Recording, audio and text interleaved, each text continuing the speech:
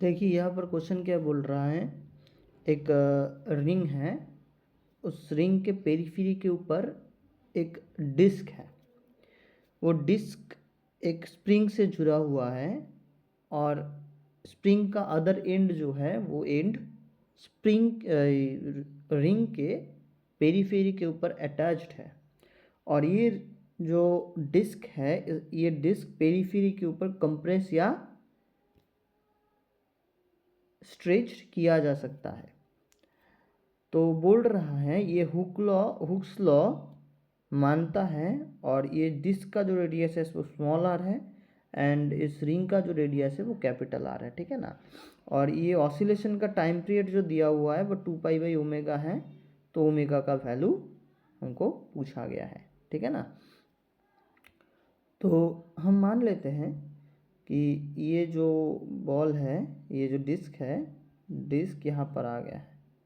इसको थोड़ा बड़ा करके ड्रॉ करते हैं ताकि हमको समझने में दिक्कत ना हो। ये हमारा क्या हो गया, इसका सेंटर है ये, ठीक है ना, इधर आ गया। अब देखो ये वाला रेडियस जो दिया हुआ है वो आर है, स्मॉल आर है। तो हमारा ये वाला सेंटर से ये वाला जो डिस्टेंस हो जाएगा हमारा वो r-r हो जाएगा, capital R minus small r हो गया।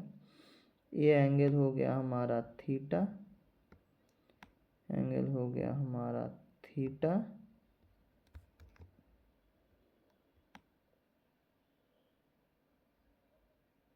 एंगल हमारा हो गया थीटा एंगल। और यहाँ से हम मान लेते हैं कि ये डिस्प्लेस हुआ है एक्स डिस्टेंस, इसका डिस्प्लेसमेंट जो है वो है हमारा एक्स। और ये पॉइंट है, ये पॉइंट जो दिख रहा है हमको, ये बोल रहे हैं हम, इस पॉइंट को हम बोल रहे हैं पी पॉइंट, इस पॉइंट को हम बोल रहे हैं पी पॉइंट, और इस पॉइंट को बोल रहे हैं हम ओ पॉइंट, और इस पॉइंट को हम बोल रहे हैं सी पॉइंट, ठीक है ना। तो इसका मास m है, तो इसके नीचे की तरफ एक काम करेगा, एक फोर्स काम करेगा जो होगा mg, जो होगा mg। और इसका सेंटर के अबाउट जो ये सेंटर में आना चाहिए था, तो ये आ जाएगा, ये थीटा है तो ये भी थीटा हो जाएगा, तो ये हो जाएगा mg sine mg cos theta, mg cos theta,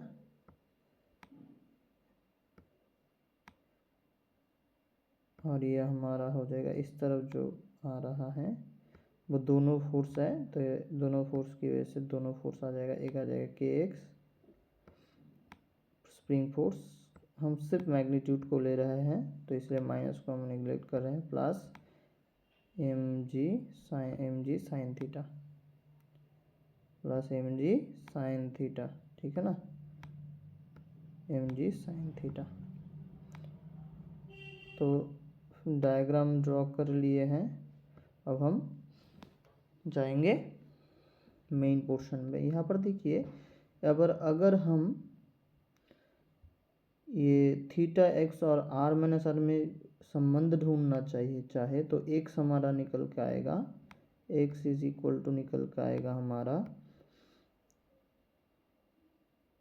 theta into r-r,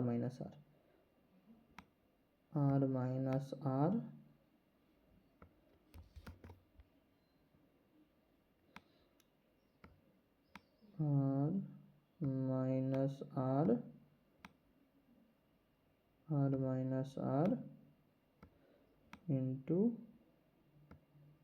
theta.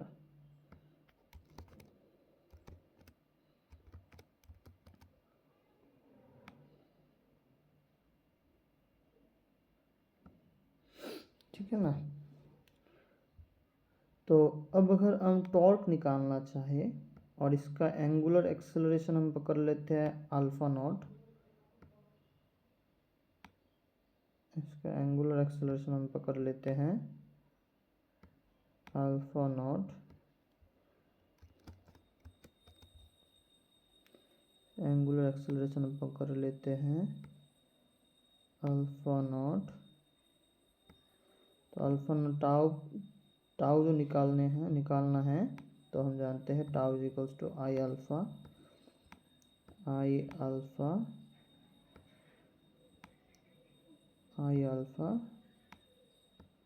और टाउ का वैल्यू हम और एक जानते हैं, टाउ का formula F into R perpendicular, F into R perpendicular, ये भी हम जानते हैं, ठीक है ना।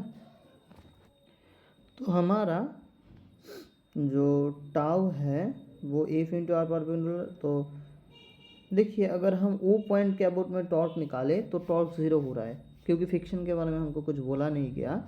तो देखिए जिस तरफ हमारा ये K X plus M D sine theta है उसी तरफ हमारा क्या है, ओ है, मतलब उसी तरफ हमारा परपेंडिकुलर डिस्टेंस भी है। तो टॉर्क हमारा 0 हो जा रहा है क्योंकि फ्रिक्शन के बारे में हमको कोई इन्फॉर्मेशन नहीं बोला गया। तो हम P के रिस्पेक्ट में हम टॉर्क निकालेंगे। देखिए ये परपेंडिकुलर हो रहा है, तो अगर P के रिस्पेक्ट में निकाले तो हमारा टॉर्क हो रहा है K X R plus K X force है, आर डिस्टेंस है, परपेंडिकुलर डिस्टेंस, और M ji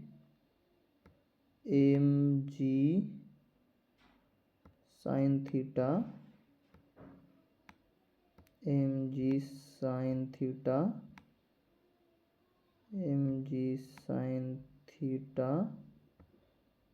into R is equals to हमारा हो रहा है पी पॉइंट के अबाउट में मोमेंट ऑफ इनर्शिया क्या है, आई अल्फा है ना, आई कितना है 3/2 एम आर स्क्वायर, 3/2, ये हम अच्छी तरह से जानते हैं 3/2 एम आर स्क्वायर, और पी के अबाउट कितना है, एंगुलर एक्सेलरेशन अल्फा नॉट। तो हम मान लेते हैं कि इसके अबाउट में जो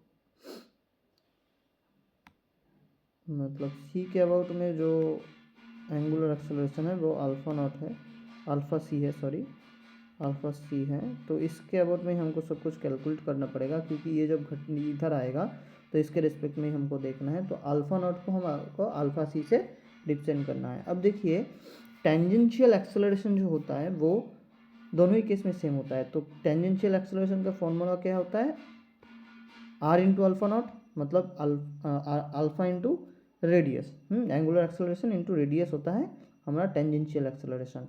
तो टेंजेंशियल एक्सेलरेशन को लिखेंगे हम इस केस में इसके लिए, तो हो जाएगा इस ओ के रिस्पेक्ट में, तो अल्फा नॉट इंटू आर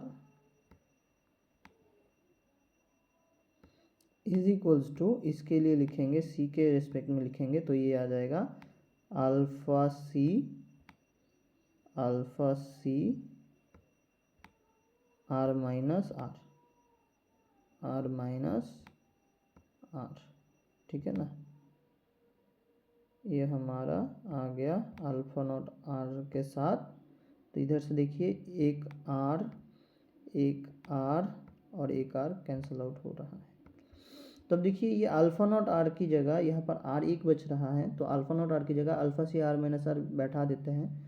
तो हमारा जो आ रहा है के एक्स का वैल्यू हमने नहीं बैठा है, हम बैठा देते हैं के एक्स का वैल्यू हमारा आर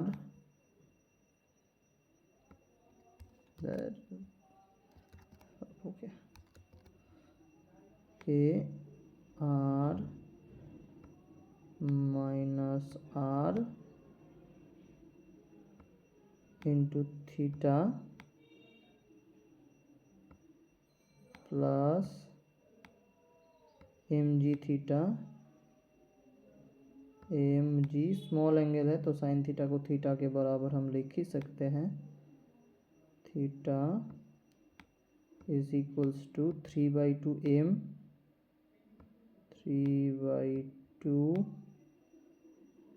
एम और आर अल्फा नॉट को हम लिख सकते हैं अल्फा सी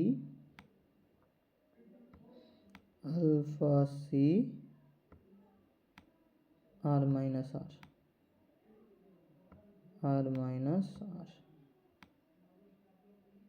तो अब हम इधर से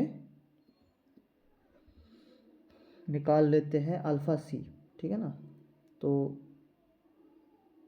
इधर ये चला आएगा,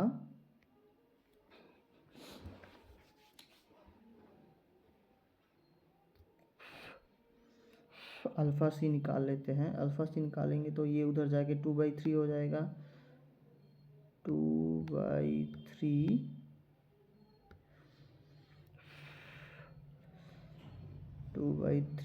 एम नीचे आ जाएगा,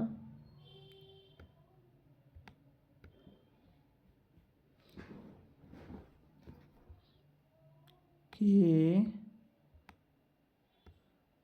आर माइनस आर थीटा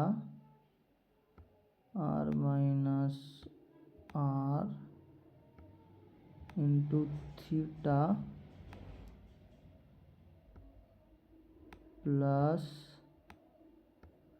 इसको नीचे ला देते हैं, 2/3 को पहले ही ला दिए हैं, M into R minus R theta को हम बाहर ले सकते हैं, तो थीटा को हम इधर बाहर ले जाएंगे, थीटा को इधर नहीं रखेंगे, ठीक है ना। प्लस हो रहा है हमारा एम जी थीटा को बाहर ले जाएंगे हम, तो इधर आ रहा है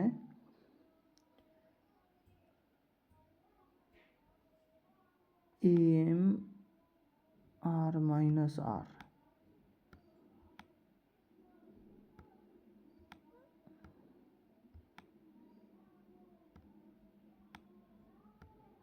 बाहर में थीटा रह रहा है,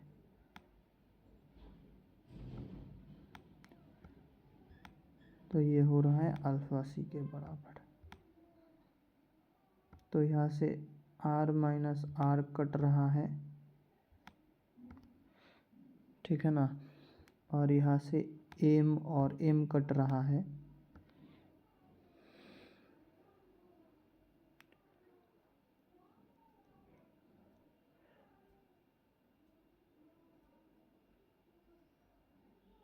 इधर कहीं कोई गड़बड़ नहीं हो रहा है ना।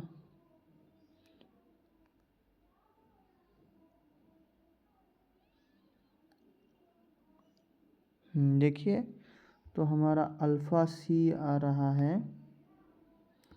अल्फा सी जो आता है हमारा, वो आता है minus omega naught omega square, इसके साथ SHM करने वाला जो formula, minus omega square theta. तो यहाँ पर एक माइनस ये आता है, तो उसको यहाँ पर ओमेगा हमारा क्या आ रहा है, ओमेगा आ रहा है root over 2/3, omega uh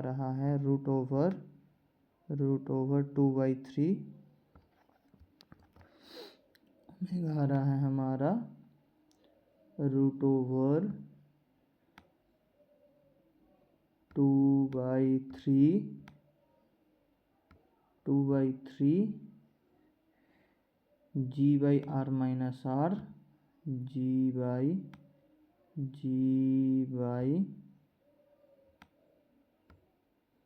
are minus R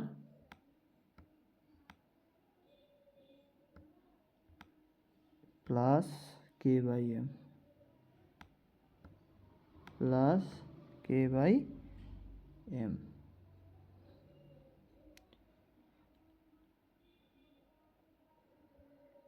plus K by M.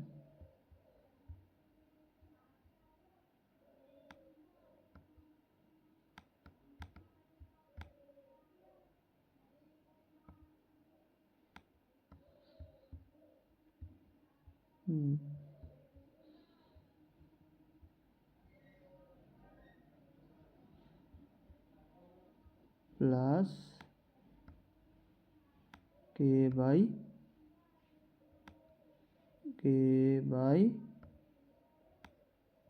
M. तो हमारा ओमेगा का वैल्यू जो आ गया वो आ गया 2√2/3 g/r-r plus k/m। That is the answer for our question. Okay.